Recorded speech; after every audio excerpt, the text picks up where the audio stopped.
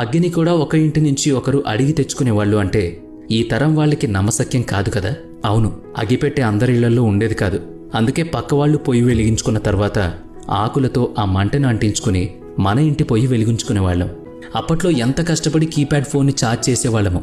Power బ్యాకప్ని పాకెట్లో పెట్టుకుని తిరిగే ఇప్పటి తరానికి ఆ కష్టం తెలీదు.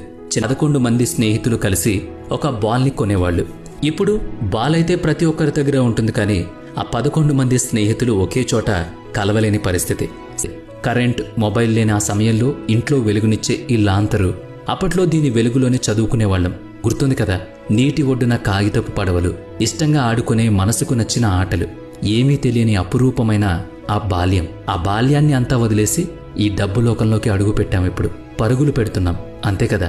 నిజంగా అవన్నీ మరపురాని రోజులే కదా. చిన్నప్పుడు ఇలా చెవుల దగ్గర ఏవో పెట్టుకుని మొబైల్ ఫోన్ ఆటలు ఆడుకునేవాళ్ళం.